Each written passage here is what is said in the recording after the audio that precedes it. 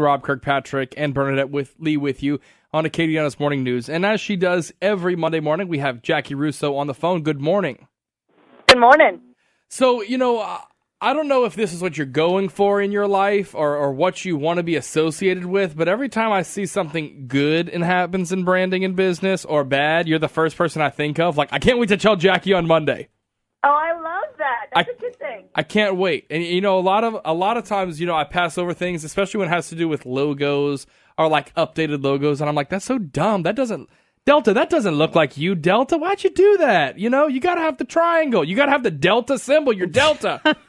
Anyway, I always think about Jaci because we can nerd out together on that. And Bernie just kind of sits over there, drinks her Dr. Pepper, and rolls her eyes. Well, that is true. But yesterday, as things were going down in Baton Rouge, terrible day for them over there. A lot of companies, fill their weekends posting schedule on Facebook and Twitter, etc., with auto posts that just make you look so tone deaf to what's going on. How should someone manage this, whether it's their own, small business, whether it's a large corporation? Do you avoid looking insensitive with these, disabling these auto posts? Well, here's the challenge. Auto posts in general, yes, you need to be sensitive to what's going on in the world. The last thing you want is, and I don't remember who the public figure was, I think it was a governor of a Midwestern state, that auto-posted some Bible verse about, it was very Old Testament feeling. It was something about, you get yours, and it was on the day of a shooting. Oh. And so you run the risk of something you've auto-posted actually appearing to be connected to a tragedy in a very negative way. Which is never good. Also, if it's, hey, come in for $5 off, and so especially if your location is affected by some national tragedy, you run the risk of being incredibly sensitive and out of tune because, for example, yesterday in Baton Rouge, there were a large section of the city that was shut down, and if your business was in those areas, people couldn't even get to you. Mm-hmm. Yeah. Absolutely, you have to be aware of what's going on and sensitive to it. At the same time, there is a facet of, unless this is your exact neighborhood or your family, the rest of the world's life is going on. It's still happening. Yeah, that's a great point. As tragic as that sounds, and as horrible as that feels, businesses still operate, people still have to get paid, mortgages still have to be made. So there is a level of, that is a horrible, tragic event, but I still have a business to operate. So you have to find that fine line between being insensitive and still being in business. It comes up a lot in our own business as a building that houses 7 radio stations with KPEL as the news brand. At what point and what's the extent that the other brands, like, for example, yesterday, the shooting, at what extent do the other ones have to cover it? Well, I think it would make it very different if this happened in Lafayette. Then it kind of affects if you can move around the city and how you can in different ways. As tragic as the story was, though, if I'm sitting on a boat somewhere and I'm listening on the streaming app Radio Pup, I may want to go to the news brand if I want news, but I kind of want to avoid it and enjoy my vacation or be on the beach and listen to Hot 107.9. I mean, it's just kind of a way of always judging who your consumer is, I think. Absolutely. You have to recognize who your audience is. And so for Lafayette radio stations, KPEL obviously needed to cover the news because it's news, and it's news that's only 45 miles away. Yeah. But your other stations that are entertainment stations, your audience is looking for entertainment. Mm-hmm. And if they don't want the entertainment you're providing, then they have the opportunity to switch over to your news station and get news there. But sadly, these shootings are becoming more and more commonplace. It's not like 9/11 where the entire world stopped for a week. Yeah. Very interesting take. Well, today's Razor branding blog tackles a topic, and let me tell you, I read this one about 4 times through because I've been trying to wrap my head around PokemonGo. Okay, I don't have it. I don't have it on my phone because I sort of feel like it's got to be a words with friends situation where then I find myself saying okay, all right, wife, I'm turning over to go to sleep, and I'm trying to spell incensed or something, and I'm like, how do you spell incensed? And I'm playing it on my bedside table. But this could be a real benefit just by the nature of how this goes. Maybe you can give us a quick overview quickly, because it's a huge thing about how this could help a small business. It's a huge thing. You know, this is our about 364th or 65th episode of Brand Buzz. We've been doing it for 8 years now. And I would tell you, of all of the social media that we've covered in 8 years, every time a new platform launches, we talk about it on this program. I mean, that's the role of this show. We've never talked about an app that has gained this much traction this fast. It's ridiculous.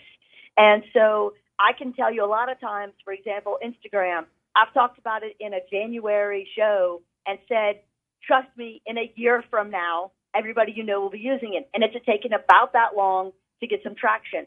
And so now I'm telling you, in 2 weeks, everybody you know is using it.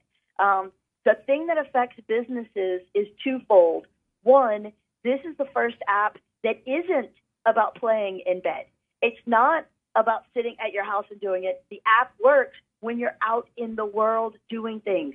It's genius because it has gotten more people out into parks, out on the streets, out into society and engagement. This is not a sit in your parents' basement with a headset on and play in the dark and no one knows who you are. And yet no social interaction at all. Right. No social interaction. So this is all about social. I was in Texas over the weekend, and we met up with some friends who live in the vast Houston suburb of Spring. Okay, if you need an Anytown, USA, it's Spring, Texas. And so we, kind of had a front yard barbecue because what you do in Texas is go where the shade is. That's just how you do it. Anyway, so we had a little driveway barbecue, and when I tell you, like, kids would just kind of like walk up to the corner of their house, and a couple people did it, but there's a lot of kids in the neighborhood, and they walked up, and I was like, what are these kids doing inside of your house? And, my friend Josh, whose house it is, was like, PokemonGo.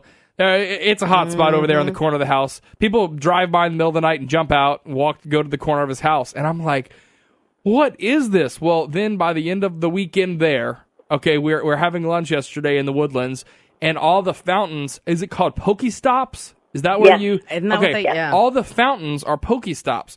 I saw a couple. I'm going to be nice and say they were in their late 70s, but they looked like they were both about 94. One was pushing the other in a wheelchair, and she had an iPad. And they're just kind of pushing around in this weird motion. And, Josh looks up and says, what they're doing over there? They're playing Pokemon Go.